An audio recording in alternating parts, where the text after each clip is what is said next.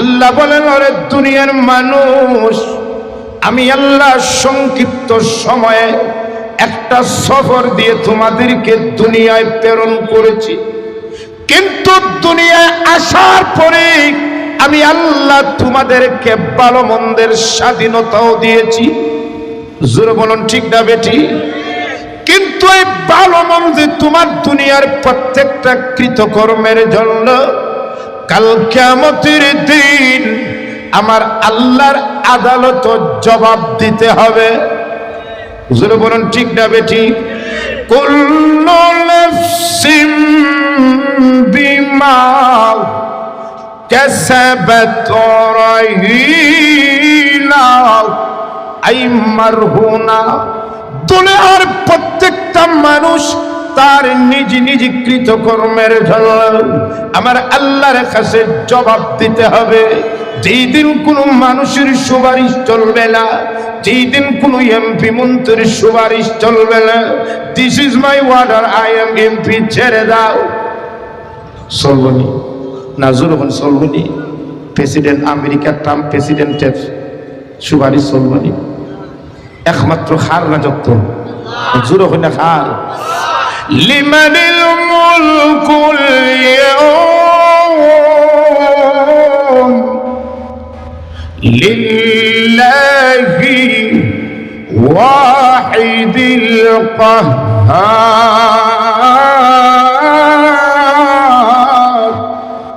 একমাত্র আল্লাহর রাজত্ব চলবে। যেই দিন কোন মানুষের সুপারিশ চলবে না, আল্লাহ নিজে জাস্টিস হবেন, আল্লাহ নিজে বিচারক হয়ে সমস্ত পৃথিবীর মানুষের কৃতকর্মের হিসাব আল্লাহর কাঠগড়ায় দিতে হবে। ঠিক না? কেউ বাদ যাইবা? ইল্লা আসহাবাল ইয়ামিন, তবে আসহাবাল ইয়ামিন যারা, তারা না। আসহাবাল ইয়ামিন খারা হুমুল মুমিনুন, যারা ইমানদার, খাঁটি ইমানদার, প্রকৃত মুমিন, তারাই হলো আসহাবাল ইয়ামিন, তারা না। আল্লাহর আদালত বিচার কার্য শুরু হবে। বিচার হওয়ার পরে দুই দল হবে, একদল জান্নাতি আর একদল, জোরে বলুন, জান্নাতীরা জান্নাতও যাবে, জাহান্নামীরাও জাহান্নামও যাবে। জান্নাতীরা জান্নাত যাওয়ার পরে জাহান্নামীদের সম্পর্কে পরস্পরে আলোচনা করবে। আমার চাচা হই, মেম্বার হই, লিডার হই, তাদের কত দেখা যায় না, খোঁজ নিয়ে দেখা যাবে তারা জাহান্নাম লাল করো। কোন করো? জান্নাতীরা জাহান্নামীদের সম্পর্কে আলোচনা করবে। ইয়াতাসাআলুনা আনিল মুজরিমিন। জান্নাতীরা জাহান্নামীদের সম্পর্কে আলোচনা করবে। মা সালাকাকুম ফি সাকার। ও লিডার, মেম্বার সাহেব, দুনিয়ায় একসাথে চলাফেরা করেছি, তোমাদের নেতৃত্বে আমরা চলেছি, তোমাদের কথা মতো আমরা উপোস করেছি, কিন্তু আজ আমরা জান্নাতি, আপনারা জাহান্নামী। কোন জিনিসে তোমাদেরকে জাহান্নাম নিয়েছে? তখন জাহান্নামীরা 4টা কারণ বলবে। কয়টা কারণ? প্রথম নম্বর কারণ বলবে, ক্বালু লাম নাকু মিনাল মুসাল্লিন।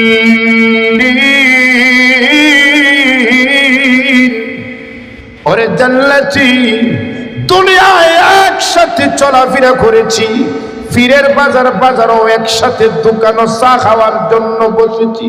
হঠাৎ করে যখন সানহিল জামে মসজিদ থেকে যখন মুয়াজ্জিন সাহেব আজান দিয়েছে, আজান শোনার পরেই তুমি চা পান করা বন্ধ করে দিয়ে তুমি সানহিল জামে মসজিদে গিয়েছো, ওয়াজু করেছো, নামাজ পড়েছো, মুসল্লি হয়েছো বিদায় তুমি আজ জান্নাতি। আর আমি হতভাগা, আজান শোনার পরও মসজিদে যাই নাই, ওয়াজু করি নাই, নামাজ পড়ি নাই, মুসল্লি হই নাই বিদায় আমি আজ জাহান্নামী। ঠিক না? তাহলে জাহান্নামে তারা যাওয়ার এক নম্বর কারণ নামাজ পড়ার কারণে না পড়ার কারণে?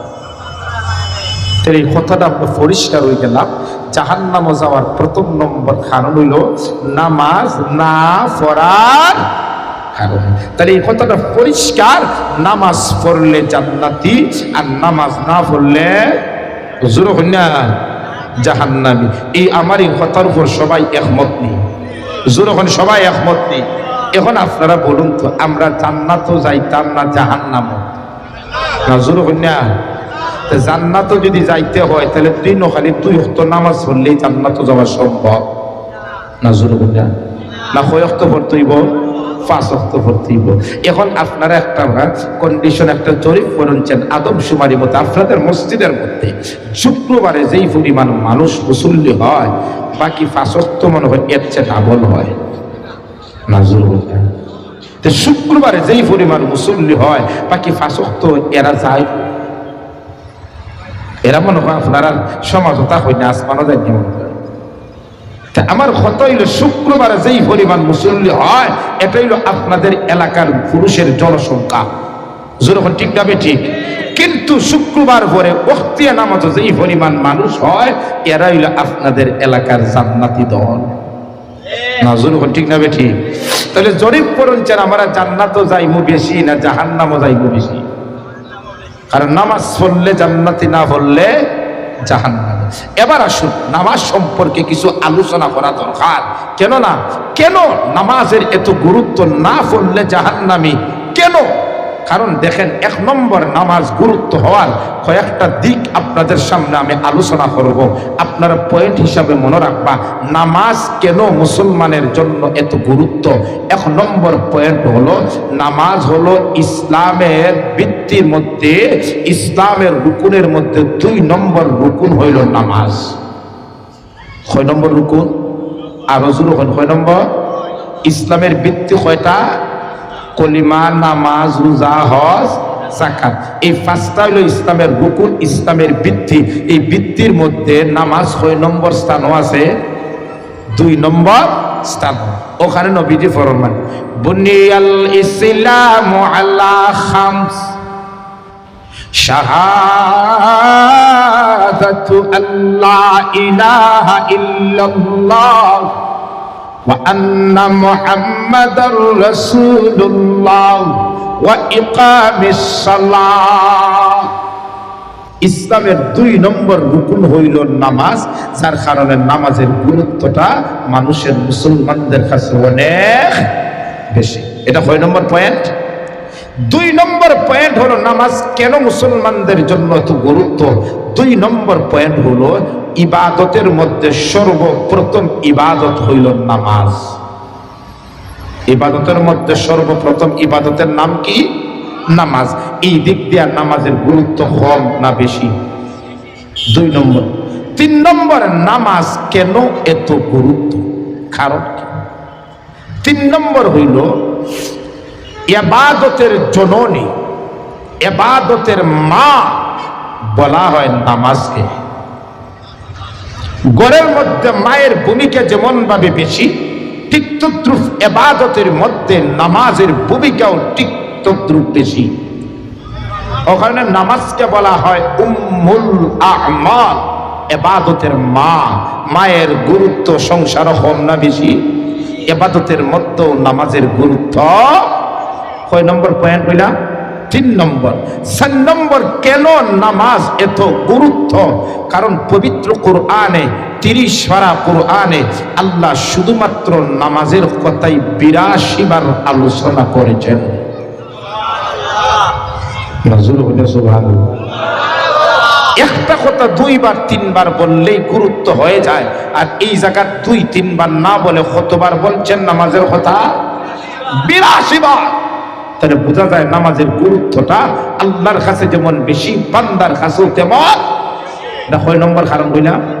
5 নম্বর, নামাজ এত গুরুত্ব কেন? কারণ আল্লাহর নামাজকে সবচেয়ে বড় জিকির বলেছেন। সুবহানাল্লাহ। নামাজকে সবচেয়ে বড়, ইন্নাস সালাতা তানহা আনিল ফাহশাই ওয়াল মুনকার ওয়ালা যিকরুল্লাহি আকবার ওয়ালা যিকরুল্লাহি আকবার। নামাজ হইল সবচেয়ে বড় জিকির। কয় নম্বর কারণ বললাম? 5 নম্বর। 6 নম্বর কারণটা খুব গুরুত্বপূর্ণ, এটা কিছু আলোচনা না করলেই নয়। 6 নম্বর কারণ নামাজ এত গুরুত্ব কেন? কারণ দেখেন, ইসলামের 5টা ফরজ বিধান আছে, স্তম্ভ আছে, নামাজ, রোজা, হজ, যাকাত। এই নামাজ ছাড়া হজ, যাকাত, রোজা আল্লাহ জিব্রাইল আলাইহিস সালাতু ওয়াস সালামের মাধ্যমে দুনিয়ার আল্লাহ নবীজির কাছে আয়াত নাজিল হইরা ফরজ করছেন। রোজা দুনিয়াত ফরজ করছেন, যাকাত দুনিয়ায় ফরজ করেছেন, হজ দুনিয়ায় ফরজ করেছেন। কিন্তু নামাজটা দুনিয়াত ফরজ হইছে নি? না জুলুন্না, নামাজটা দুনিয়াত ফরজ হইছে? নামাজটা ফরজ করছেন আল্লাহ আল্লাহর আরশে মুআল্লায়। অন্যান্য বিধান ফরজ হয়েছে জমিনে, কিন্তু নামাজ এত বড় গুরুত্ব একটা ইবাদত আল্লাহ জমিনে নবীর উপর ফরজ না করে ব্যতিক্রমী একটা পন্থা অবলম্বন করে নবীর শান মর্যাদা আল্লাহ বাড়িয়ে আল্লাহর আরশে মুআল্লায় আমার আপনার নবীকে ভ্রমণ করাইয়া আল্লাহ সরাসরি কথনের মাধ্যমে নামাজের মতন ইবাদতকে আল্লাহ ফরজ করেছে। এই দিক দিয়ে নামাজের গুরুত্ব কম না বেশি? কয়টা কারণ হইলা? 6টা কারণে নামাজের গুরুত্বটা আল্লাহর কাছেও বেশি, বান্দার কাছেও বেশি। এবার আসুন হুজুর, কেন নামাজকে দুনিয়ায় ফরজ না করিয়া আল্লাহ কেন আসমানও ফরজ করলা, আরশে মুআল্লায় ফরজ করলা? এর কারণ আছে না নাই? হুজুর ওখানে আছে না নাই? আমার কথা আপনারা বুঝুন তো ইনশাআল্লাহ। এবার আসুন, কেন দেখেন, আমরা সবাই বলি নবীজি মেরাজও গেছেন, মেরাজও গেছেন, বলি না সবাই? মেরাজ নবীজি গেছেন। এই যে মেরাজ নামে নবীজিকে একটা সফর আল্লাহ করাইছেন। পৃথিবীর ইতিহাসও এমন কোন ভ্রমণ, এমন সংক্ষিপ্ত কোন ভ্রমণ, এমন কোন আনন্দদায়ক ভ্রমণ, এমন কোন শিক্ষামূলক ভ্রমণ পৃথিবীর ইতিহাসও এর আগেও হয় নাই, কিয়ামত পর্যন্ত কোনোদিন হবে না। যখন ঠিক না ঠিক? মেরাজের যে ঘটনাটা, এটা এমন একটা শিক্ষামূলক ঘটনা, আনন্দমূলক আল্লাহ সফর, এমন একটা সম্মান, একটা ভ্রমণ পৃথিবীর ইতিহাস আল্লাহ কাউকে করান নাই, কিয়ামত পর্যন্ত কাউকেই করাবেন না। আমাদের অনেক সময়, বিশেষ করে আপনাদের এই তামাবিল রোডে দেখবেন অনেক বাসের সামনে অনেক নোহার প্রবক্সের সামনে লেখা আনন্দ শিক্ষা ভ্রমণ। ঠিক না বেটি? শিক্ষা ভ্রমণ, আনন্দ শিক্ষা ভ্রমণ। আর তারা জাফলঙ্গিয়া কি শিক্ষা করে জানেননি? এর সাথে পিছনে ওই জাফলঙ্গের সুন্দর বিউটারে দিয়া একসাথে ছেলে আর মেয়ে নাচে, সাথে সারও মোটামুটি একটু রোমান্টিক করে। ঠিক না বেটি? এটার নাম শিক্ষা সফর। ঠিক না? এটা কি শিক্ষা সফর? সারও আছে, ছাত্রীও আছে। যেই সফরে, যে প্রতিষ্ঠানে শিক্ষক ছাত্র একসাথে শিক্ষা সফর নামে জাফলঙ্গে যায়, আর জাফলঙ্গে গিয়ে মেট্রোতে মেয়ের বয়সী ছাত্রীর সাথে, এটা কোনোদিন শিক্ষা সফর হতে পারে না, এটা বিশ্বের বেহায়া সফর হতে পারে। আছে না না এরকম? সাবধান, আপনার ছেলে আপনার মেয়েকে স্কুলে পড়ান, ভার্সিটি পড়ান, আমাদের ইসলামের কোনো বাধা নয়, কিন্তু সাবধান, ইসলামের শিক্ষায় আপনি প্রাথমিক আপনার ছেলে মেয়েকে শিক্ষা দিবেন। ভার্সিটি পড়ো ভালো কথা, কিন্তু কোনো শিক্ষা সফর নামে অশ্লীল সফরও কখনো আপনার ছেলে মেয়েকে স্কুলের প্রতিষ্ঠানের সাথে প্রেরণ করবেন না। যখন ঠিক না বেঠিক? আল্লাহ নবীজিকে যে ভ্রমণ করাইছেন, এর যে শিক্ষা ভ্রমণ পৃথিবীর ইতিহাসও হয় নাই, হবেও। এখন আপনারা হইবে হুজুর কেন নবীজিরে এত সম্মান আল্লাহ দিলা, ডাইরেক্ট আরশে মুআল্লাই দিলেন, বুঝছেন না? ওই মাস 16 তারিখ রজবের 27 তারিখ রজবের 27তম রাত্রিতে আল্লাহ নিছেন কেন? দেখেন, নবীজি হিজরতের পূর্বে নবীজির চাচা, যিনি নবীজির ছায়ার সঙ্গী ছিলেন, এবং নবীজির বিবি খাদিজা, যিনি নবীজির ছায়া হিসাবে ছিলেন, নবীজির চাচা এবং নবীজির বিবি থাকার কারণে, নবীজির চাচা হইল গোত্রের সর্দার নেতা, নবীজির বিবি হলো একজন শিল্পপতির নারী, দুই ব্যক্তি থাকার কারণে কাফির মুশরিকরা সরাসরি নবীজিকে শারীরিক নির্যাতন করতে পারে নাই। কারণ সত্যর পরও যদি মুহাম্মদের উপর শারীরিক নির্যাতন করি, রক্তে রক্তের একটা টান আছে, মুহাম্মদের চাচা আবু তালিব কিন্তু আমাদেরকে ছাড় দিব না। কিন্তু হিজরতের পূর্বে নবীজির চাচা এবং নবীজির বিবি খাদিজা, যাদের নবীজির ছায়া হিসেবে ছিলেন, দুজন যখন পৃথিবী থেকে বিদায় হয়ে গেছেন, তখন নবীজি একবারে এতিম হয়ে গেলেন, একবারে সঙ্গীহীন হয়ে গেলেন। তখন কাফির মুশরিকরা ওই সুযোগটারে কাজে লাগাইয়া বলে, অতদিন মোহাম্মদকে চাচার কারণে কোনো কিছু বলতে পারি নাই, তবে মোহাম্মদ আজ থেকে তোমার উপর যেই নির্যাতন শুরু হবে, এর আগে তুমি কখনো দেখো নাই। এরপর থেকে নবীজির উপর নির্যাতন শুরু হয়ে গেল। নবীজির দোষ কি? ইসলাম প্রচার করা। নবীজির দোষ কি? কোরআন তেলাওয়াত করা। নবীজির দোষ কি? আল্লাহর তাওহীদ প্রচার করা। নবীজির দোষ কি? তাবলীগের কাজ করা। এই অপরাধে মক্কার মুশরিকরা যখন মক্কা থেকে নির্যাতন শুরু করে দেয়, আল্লাহর নবীর উপর এমন নির্যাতন শুরু করে, শেষ পর্যন্ত নবীজির জন্মভূমি মক্কা ছাড়িয়া আশ্রয়ের জন্য তায়েফের মানুষকে দ্বীনের দাওয়াতের জন্য নানার দেশে তায়েফ গেলেন। তায়েফ গেলেন বুক ভরা আশা নিয়া। যখন বুক ভরা আশা নিয়া তায়েফ গেলেন, দাওয়াত দিলেন, তায়েফের মানুষরা নবীজির দাওয়াতকে গ্রহণ করলো না। নবীজির দাওয়াতকে গ্রহণ করার পরিবর্তে তারা তায়েফের কঙ্কর তারা নবীজির উপর নিক্ষেপ করলো, কঙ্করের আঘাত। নবীজির শরীর মুবারক থেকে রক্ত রঞ্জিত হয়ে গেল। যখন নবীজি রক্ত রঞ্জিত হয়ে গেল, তখন দেখলেন তায়েফের মানুষরাও নবীজিকে গ্রহণ করলো না। তখন নবীজি একবারে নিরুপায়, এত বড় পৃথিবী, এত বড় গোল পৃথিবী, কিন্তু আমার নবীর জন্য সংকীর্ণ হয়ে গেছে। নবীজির সফর সঙ্গী ছিলেন হযরত যায়েদ রাদিয়াল্লাহু তাআলা আনহু। হযরত যায়েদ রাদিয়াল্লাহু তাআলা আনহু বলেন, ওগো নবীজি, মক্কার মানুষ আপনাকে সম্মান মর্যাদা দেয় নাই, মক্কা থেকে বের করে দিয়েছে। তায়েফের মানুষ আপনাকে সম্মান মর্যাদা দেয় নাই, আপনাকে তায়েফ থেকে কঙ্করের ইটা দিয়ে বের করে রক্তে রঞ্জিত করে দিয়েছে।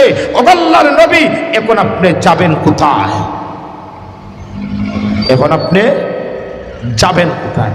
মক্কাও জায়গা নাই, তায়েফও জায়গা নাই, নবী যাবেন কোথায়? তখন নবীজি একবারে এই প্রশ্ন যখন করলেন, নবীজি বিব্রত অনুভব করলেন। কোনো উত্তর দেওয়ার সুযোগ, কোনো কথা নবীজির মুখ থেকে বের হলো না। তখন আল্লাহ নবীজিকে ওহীর মাধ্যমে নবীজিকে আল্লাহ সান্ত্বনা দিয়ে দিলেন। সুবহানাল্লাহ। আল্লাহ ফরমায়, আগমনে নবীজি, আপনি চিন্তিত হবেন না, মনক্ষুণ্ণ হবেন না। আপনার জন্মভূমি মক্কার মানুষ আপনাকে নির্যাতন করে মক্কা থেকে বের করে দিয়েছি। আপনাকে সম্মান দেয় নাই, মর্যাদা দেয় নাই, আপনার সম্মান তারা বুঝে নাই। আগমনে নবী, তায়েফের মানুষও আপনাকে সম্মান মর্যাদা দেয় নাই। দুনিয়ার মানুষ আপনাকে মর্যাদা দেখ বা নাই দেখ, সম্মান দেখ বা নাই দেখ, এই জন্য আপনি মন ক্ষুণ্ণ হবেন না। আমি আল্লাহ আপনাকে পৃথিবীর মধ্যে এমন এক মর্যাদা, এমন সম্মান দিব, পৃথিবীর ইতিহাসে এমন কোন সম্মান, এমন কোন মর্যাদা আমি কাউকে দেই নাই। ওগো নবীজি, দুনিয়ার মানুষ আপনাকে সম্মান দেখ বা নাই দেখ, দুনিয়ার মানুষ আপনাকে আশ্রয় দেখ বা নাই দেখ, আমি আল্লাহ খুব অচিরেই আপনাকে আমি আল্লাহ নিজে ইনভাইট করে আমার আরশে মুআল্লায় নিয়ে আসব। নবীজির আল্লাহ সান্ত্বনা দিলেন, নবীজি মন পূর্ণ হবেন না, খুব শীঘ্রই আমি আল্লাহ আপনাকে আমার আরশে মুআল্লায় নিয়ে আসব। ওই নবী করিম সাল্লাল্লাহু আলাইহি সাল্লাম মসজিদে হারাম থেকে মসজিদে আকসা রাতের কিছু অংশে, তখন সৌদি থেকে ফিলিস্তিন যাইতে সময় লাগতো 1 মাস। কতদিন? নাজুর হন কতদিন? আর আল্লাহ এই সফরটারে করাইলিস রাত্রের কিছু অংশে। রাত্রে নাজুর হন সুবহানাল্লাহ। সুবহানাল্লাযী আসরা বিআবদিহি লাইলাম মিনাল মাসজিদিল হারামি ইলাল মাসজিদিল আকসা। আল্লাহ ফরমান, পুত পবিত্র সেই আল্লাহ, যে আল্লাহ তার হাবিবকে মসজিদে হারাম থেকে মক্কা থেকে ফিলিস্তিন মসজিদে আকসা পর্যন্ত দীর্ঘ 1 মাসের দূরত্বর সফরকে আনন্দ চিত্রে ভ্রমণ করিয়েছেন। বলুন সুবহানাল্লাহ। আপনারা বলবেন হুজুর সময় লাগে 1 মাস, আর আল্লাহ রাতের কিছু অংশ করাই দিছে। আচ্ছা, বর্তমানে এটা বিশ্বাস করতে কঠিন না সহজ? আগে আমরা সফর করতে হজ যাইতে লাগতো 6 মাস। কয় মাস? আর কখন 6 ঘন্টা করাইলে কত ঘন্টা লাগে বাংলাদেশকে হতে গেলে? দুনিয়ার বিজ্ঞান যদি রকেট, দুনিয়ার বিজ্ঞান যদি হেলিকপ্টার, দুনিয়ার বিজ্ঞান যদি বিমানের মাধ্যমে যদি হাওয়ায় 6 মাসের দূরত্বর সফরে 6 ঘন্টা করাইতে পারে, বাংলাদেশ টু জিদ্দা আমার আল্লাহ আসমানি জমিনি কোনো বাহন না, জান্নাতি বাহনের মাধ্যমে নবীজিকে রাতের কিছু অংশে 1 মাসের সফর করাইতে পারেন না? পারেন না? সহজ না কঠিন? আল্লাহ নবী সফর করলাম, এরপরে মসজিদে আকসা মানে ফিলিস্তিন থেকে উর্ধ্ব জগৎ 7 আসমান ভ্রমণ করে সিদরাতুল মুনতাহা। না না, সবাই সুবহানাল্লাহ কইছেন না? আপনারা মনে বোঝা যায় যে সিদরাতুল মুনতাহা আমরা ফিরের বাজারের কাছেই নেই। কোন জায়গা? 7 আসমানের উপরে। সিদরাতুল মুনতাহা যাওয়ার পরে নবীজি কাছে জিবরাইল আলাইহিস সালামের সামনে অগ্রসর হন না। নবীজি বলেন, ও জিবরাইল সামনে আসো না কেন? জিবরাইল বলেন, ওগো নবীজি, সিদরাতুল মুনতাহার অতিক্রম করার পারমিশন আল্লাহ আপনি ছাড়া আর কাউকে দেন নাই। হুজুর কন্যা সুবহানাল্লাহ। সিদরাতুল মুনতাহা যাওয়ার পরে আল্লাহ নবীজি জিবরাইলের শরীরে সুরতে 600 ফাঁকা সাদা সহ আল্লাহ নবীজি জিবরাইলকে দ্বিতীয়বারের মতন দেখছিলা। কোন জায়গায়? সিদরাতুল। ওয়ালাকাদ রাআহু নাযলাতান উখরা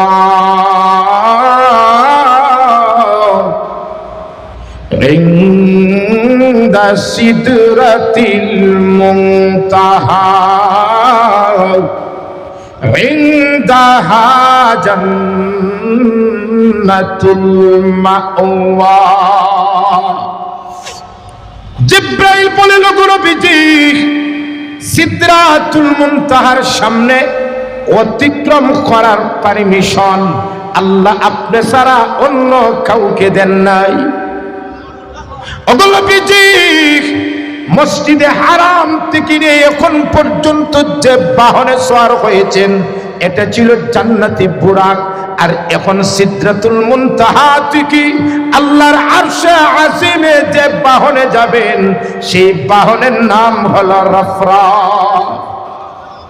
অগলবিজি, আপনি আল্লাহর নির্ধারিত রফরফ বাহনে উঠুন, চিন্তার কোনো প্রয়োজন নাই।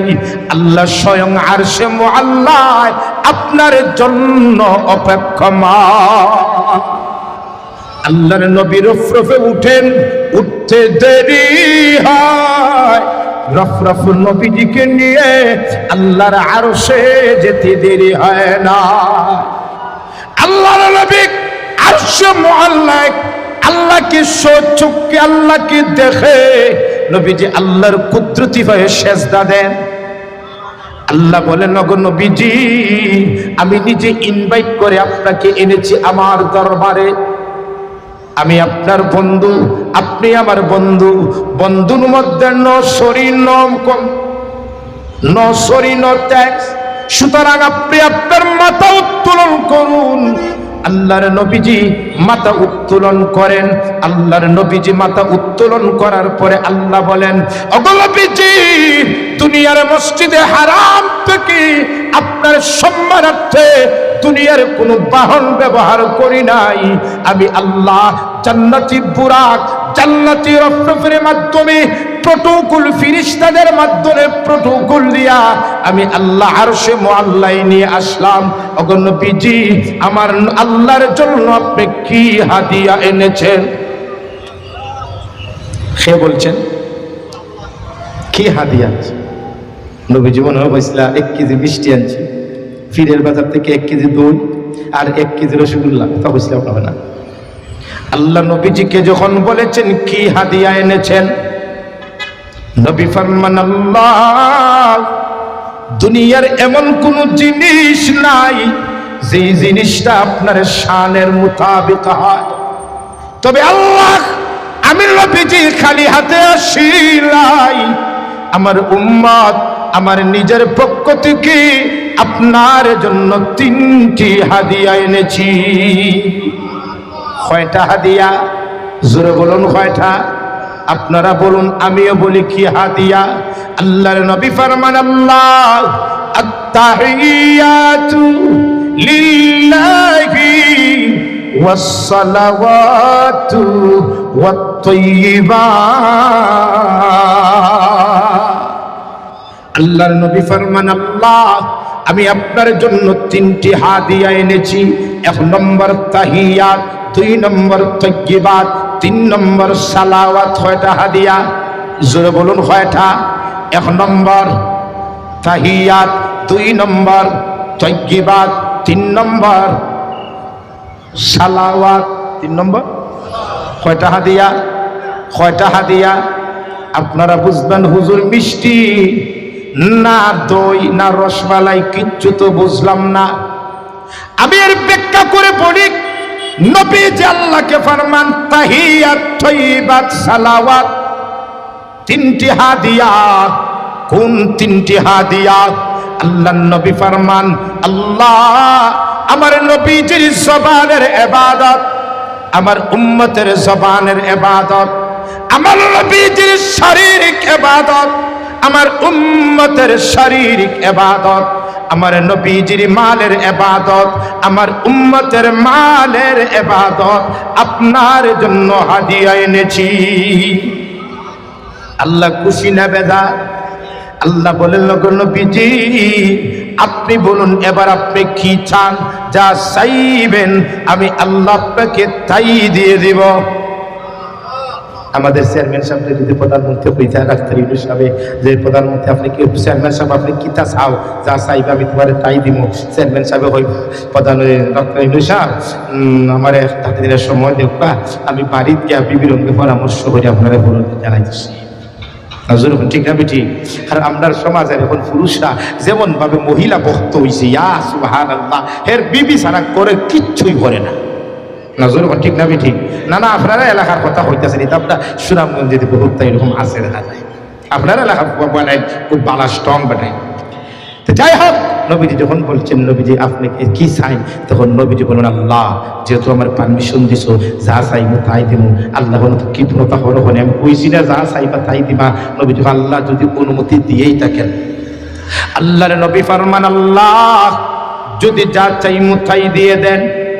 আল্লাহ, আমি আমার নবীজির জন্য কিছু চাই না, আমার হাসান হুসাইনের জন্য কিছু চাই না, আমার কলিজার টুকরা ফাতেমার জন্য কিছু চাই না, আমার গরিব তবান আলীর জন্য আমি কিছু চাই না, আমার বিবিদের জন্য আমি কিছু চাই না।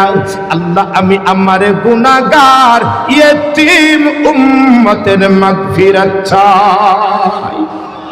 আল্লাহ বললেন, ওগো উম্মতের দরদি নবী, যাও, আমি আল্লাহ আপনার সম্মানার্থে আপনার উম্মতের 3 ভাগের 1 ভাগ মুমিন যারা, তাদেরকে বিনা হিসাবে জান্নাত দিয়ে দিব। এরপরে আল্লাহ বলেন, ওগো নবীজি, আপনি আমাকে হাদিয়া দিয়েছেন 3টি, আমার আল্লাহর পক্ষ থেকে আপনাকে হাদিয়া দিলাম 3টি। জোরে বলুন না সুবহানাল্লাহ। কি হাদিয়া? আল্লাহ ফরমান আসসালামু আলাইকা আইয়ুহান নাবিয়্যু ওয়া রাহমাতুল্লাহি ওয়া বারাকাতুহু।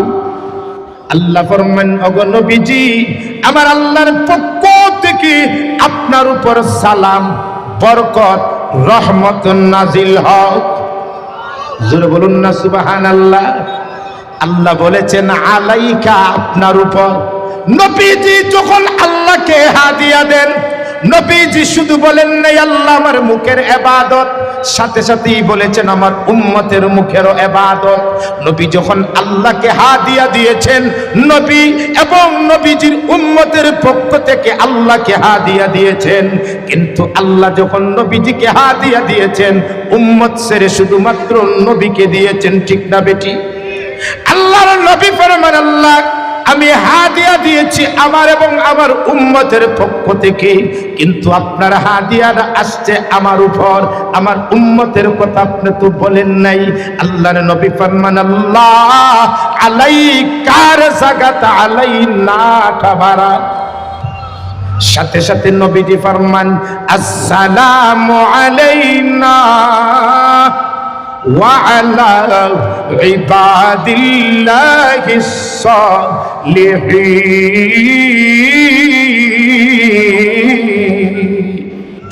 আল্লাহ আপনার রহমত, সালাম, বরকত শুধুমাত্র আমার উপর না, আমার সমস্ত উম্মতের নেককার মুমিন নর নারীর উপর নাজিল হয়। আলোচনা হয়েছে, এই যে আলোচনাটা হয়েছে, এটা মনে হয় মধ্যে কোনো পর্দা আছে না সরাসরি? নজরে বললেন একবারে সরাসরি আছে। কেমন কাছাকাছি? আল্লাহ বলেন সূরা নজমের মধ্যে সুম্মা দানা ফাতাদাল্লা ফাকানা কাবা কাউসাইনি আও আদনা।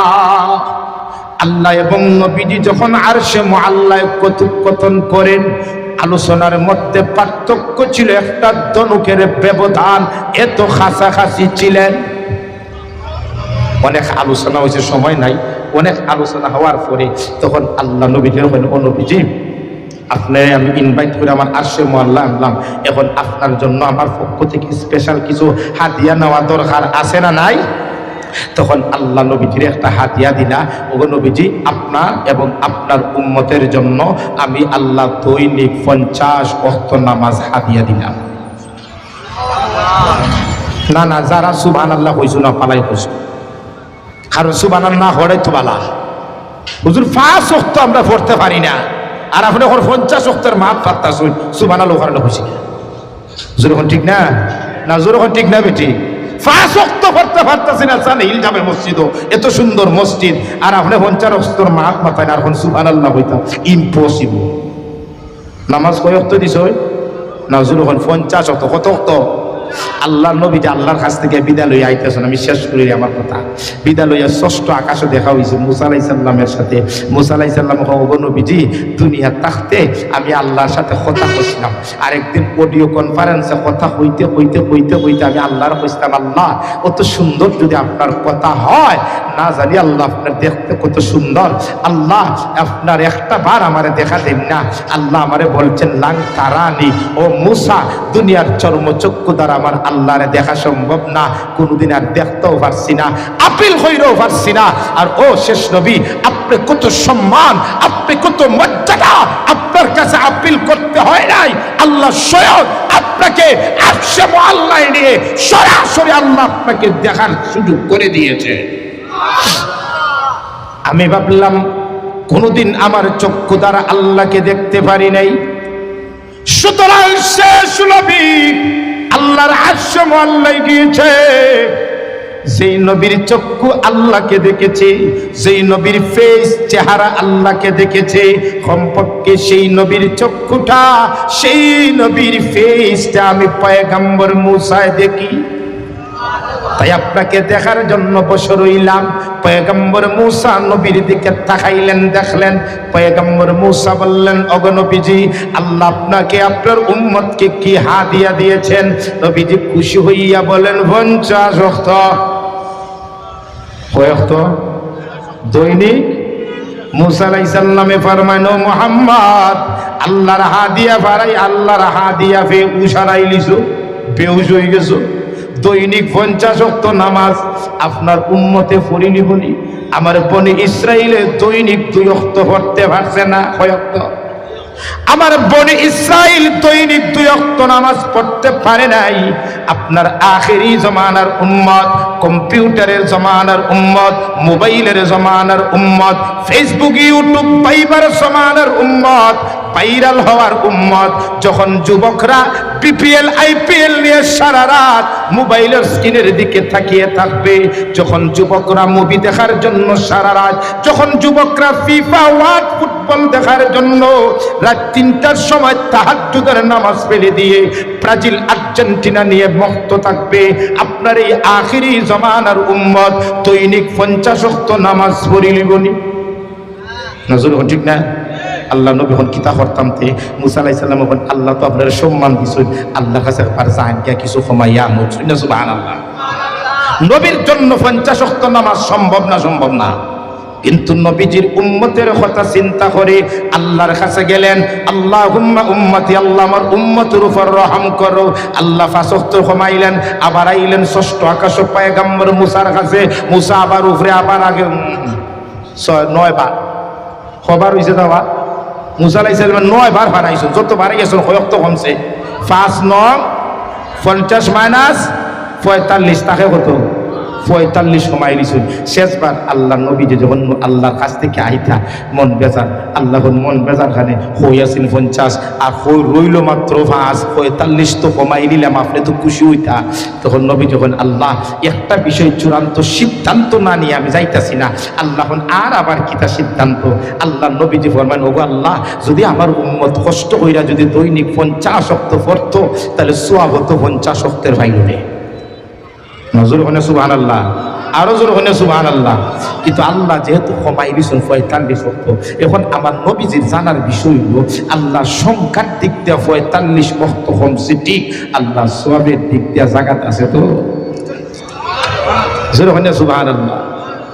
আল্লাহ ফরমায় গো উম্মতের দরদি নবী যাও, আমি আল্লাহ আপনার সম্মানার্থে ওয়াদা দিলাম, আপনার উম্মত যদি এই 5 ওয়াক্ত নামাজ জামাতের সহিত মুস্তাহাবতে আদায় করতে পারে, আমি আল্লাহ 5 ওয়াক্ত নামাজের বিনিময়ে 50 ওয়াক্তের সওয়াব দিয়ে দিব। উম্মত পড়বে 5 ওয়াক্ত, সওয়াব পাইবে 50 ওয়াক্ত। সুবহানাল্লাহ। এই নামাজটা দুনিয়ায় ফরজ হইছে না আরশে মুআল্লায়? আরো জোরে বলুন না কোন জায়গায়? ইসলামের নামাজ ছাড়া রোজা হজ যাকাত দুনিয়ায় ফরজ করেছেন, কিন্তু নামাজ এমন একটা ইবাদত, এমন গুরুত্বপূর্ণ একটা ইবাদত, যেই ইবাদতটাকে আল্লাহ দুনিয়ায় ফরজ না করে আল্লাহর আরশে মুআল্লায় ফরজ করেছেন। এই দিক দিয়ে নামাজের গুরুত্ব কম না বেশি? জোরে বলুন কম না বেশি? তাহলে কয়টা কারণে নামাজের গুরুত্ব? জোরে বলুন কয়টা? 1 নম্বর হইল ইসলামের 2য় স্তম্ভ নামাজ। 2 নম্বর হলো নামাজ ইবাদতের মধ্যে সর্বপ্রথম ইবাদত। 3 নম্বর হলো নামাজকে বলা হয় উম্মুল আমাল, ইবাদতের মা। 4 নম্বর নামাজ কেন গুরুত্ব? কারণ নামাজের কথা আল্লাহ পবিত্র কুরআন 82 বার আলোচনা করেছেন। 5 নম্বর হইল নামাজ এত গুরুত্ব কেন? কারণ নামাজ হইল সর্ব উত্তম জিকির। 6 নম্বর নামাজে তো গুরুত্ব কেন? কারণ নামাজকে আল্লাহ দুনিয়ায় ফরজ না করে আল্লাহ আরশে মুআল্লায় ফরজ করেছেন, যার কারণে নামাজের গুরুত্ব কম না বেশি? ওখানে নবীজি ফরমান মিফতাহুল জান্নাতিস সালাত, নামাজ হইল বেহেশতের চাবি। জোরে বলুন না ঠিক না বেটি? শুধু তাই না, আল্লাহর নবী ফরমান আউয়ালু মা ইউহাসাবু বিহিল আবদু ইয়াউমাল কিয়ামাতিস সালাহ, কিয়ামতের দিন সর্বপ্রথম নামাজের হিসাব লওয়া হবে। শুধুমাত্র তাই না, আল্লাহর নবী ফরমান লা সাহমা ফিল ইসলাম, লিমান লা সালাতা লা, যার নামাজ নাই তার ইসলামের মধ্যে কোনো স্থান নাই। শুধু তাই না, নবীজি ফরমান as-সালাতু ইমাদুদ্দিন, নামাজ হইল দ্বীনের খুঁটি, দ্বীনের স্তম্ভ। শুধু তাই না, আল্লাহর নবী ফরমান ইন্না খায়রা আ'মালিকুমুস সালাহ, মানুষদের মধ্যে সর্বোত্তম আমল হলো নামাজ। শুধু তাই না, নবীজি ফরমান বাইনার রাজুলি ওয়া বাইনাল কাফিরি তারকুস সালাহ, কাফির এবং মুসলমানদের মধ্যে পার্থক্যকারী জিনিস হলো নামাজ। মুসলমান নামাজ পড়ে, কাফিরে নামাজ পড়ে না। সুতরাং যে মুসলমান নামাজ পড়ে না, যদিও সরাসরি কাফিরি না, কিন্তু কাফিরের স্বভাব তার মধ্যে আছে। জোরে বলুন ঠিক না বেঠিক? শুধু তাই না, আল্লাহর নবী ফরমান মান তারাকাস সালাতা মুতাআম্মিদান ফাকাদ কাফার, যেই ব্যক্তি ইচ্ছাকৃতভাবে নামাজকে ছেড়ে দেয়, নামাজ পড়ে না, নামাজকে নিয়ে ঠাট্টা বিদ্রুপ করে, নবীজি ফরমান সে নিশ্চিত কাফির, সে নিশ্চিত কাফির। তাহলে এই সময় কমরে আমি সংক্ষিপ্ত আকারে হাদিসের টুকরা টুকরা বললাম। এই হাদিস দ্বারা, এই আলোচনা দ্বারা কিতাব বুঝলা নামাজের গুরুত্ব কম না বেশি? শেষ নম্বর যে হাদিসটা, وعن ابن مسعود رضي الله تعالى أنه قال سألت النبي صلى الله عليه وسلم أي الأعمال أفضل قال الصلاة لوقتها قلت ثم أي قال بر الوالدين قلت ثم أي قال الجهاد في سبيل الله নবীজির একজন সাহাবী নবীজিকে প্রশ্ন করে, ইয়া রাসূলুল্লাহ, ইয়া হাবিবাল্লাহ, আল্লাহর নবী, কোন আমলটা আল্লাহর কাছে উত্তম? আল্লাহর নবী ফরমান ক্বালা as-সালাতু লিওয়াক্তিহা, সময় মতো মুস্তাহাব ওয়াক্তে নামাজ আদায় করা আল্লাহর কাছে উত্তম আমল। ওই সাহাবী দ্বিতীয়বার প্রশ্ন করে, কুলতু সুম্মা আইয়ু, ওগো নবীজি এর পরে কোন আমল? আল্লাহর নবী ফরমান ক্বালা বিরুল ওয়ালিদাইন, মা বাবার খেদমত করা আল্লাহর কাছে উত্তম আমল। ওই সাহাবী তৃতীয়বার নবীজিকে প্রশ্ন করে, কুলতু সুম্মা আইয়ু, ওগো নবীজি এরপরে আল্লাহর কাছে কোন আমলটা উত্তম? নবীজি ফরমান ক্বালা আল জিহাদু ফি সাবিলিল্লাহ, দেশের সার্বভৌমত্ব রক্ষার জন্য, কোরআনের জন্য, ইসলামের জন্য, আমার ফিলিস্তিনের মুসলমানের রক্তের বদলা নেওয়ার জন্য হাতে তলোয়ার নিয়ে বেঈমান কাফির আগ্রাসবাদী সাম্রাজ্যবাদী আমেরিকার বিরুদ্ধে জিহাদ করা হলো আল্লাহর কাছে উত্তম আমল। তাহলে নামাজ পড়া কার কাছে উত্তম আমল? আল্লাহর কাছে। ও কারণে জান্নাতীরা যখন জাহান্নামীদেরকে জিজ্ঞাসা করবে, মনে আসেনি? মনে আসেনি? বুঝেন, জান্নাতীরা যখন জাহান্নামীদেরকে জিজ্ঞাসা করবে, ক্বালু লাম নাকু মিনাল মুসাল্লিন, ও জাহান্নামীরা, কোন কারণে তোমরা জাহান্নামে গেলা? তখন জাহান্নামীরা চারটা কারণ বলবে। প্রথম কারণ বলবে, ক্বালু লাম নাকু মিনাল মুসাল্লিন, দুনিয়ায় থাকতে আমরা নামাজি ছিলাম না, নামাজ পড়তাম না, মুসল্লি ছিলাম না, বিদায় আজ আমরা জাহান্নামী। যখন ঠিক না ঠিক? তাহলে আমরা জান্নাতও যাইতাম না, জাহান্নামও যাইতাম না। জান্নাতও না জাহান্নামও? জান্নাতও যদি যেতে হয় কি পড়তে হইব? নামাজ পড়তে হইব। এখন আজ থেকে আমার যুবক যারা আছেন, 50 ওয়াক্তের কথা হইলে তো আপনারা আমার মাইক বন্ধ হইল, 50 থেকে না কত ওয়াক্ত আনছি? 5 ওয়াক্ত। মাত্র দৈনিক 24টা ঘন্টায় 5 ওয়াক্ত নামাজ, এটা কঠিন না সহজ? তবে আমাদের মনে বললে সহজ করতে হইব। যদি না এই শীতের মধ্যে কিলাহান ওযু করতাম তাহলে শেষ। আর যদি না আমার ঘুম থেকে নামাজ পড়ো, আমার ঘুম থেকে আল্লাহর ইবাদত করো, যদি হিম্মত করেন, তাহলে দেখবেন আপনার দ্বারা কোনোদিন নামাজ পরিত্যাগ হবে না। আমার যুবক ভাই অনেক আছে, মই মুরব্বীরা তো আলহামদুলিল্লাহ মসজিদে পড়েন, তবে আমার যুবক ভাই যারা আছেন আজকে দুইটা হাত তুলে সবাই আমরা আল্লাহর কাছে ওয়াদা করে যে আল্লাহ ইনশাআল্লাহ আর কোনোদিন জানিয়া নামাজ ছাড়তাম না। হাতটা তোলা মাইরা আল্লাহরে দেখাইতে পারবানি। নারে তাকবীর। আল্লাহ এই সমাজের সবাইরে যারা হাত তুলেছি, যারা হাত তুলে নাই, সবাইকে দৈনিক 5 ওয়াক্ত নামাজ জামাতের সহিত পড়ার তৌফিক দাও। সবাই বলে আমিন। ওয়া আখির দাওয়ানা আনিল হামদুলিল্লাহি রাব্বিল আলামিন। নামাজ পড়তে গেলে কি তা দরকার? মসজিদ দরকার নানি? মসজিদের কিছু কাজ রয়েছে। ইমাম সাহেব আমার একটা মেসেজ দিয়েছে।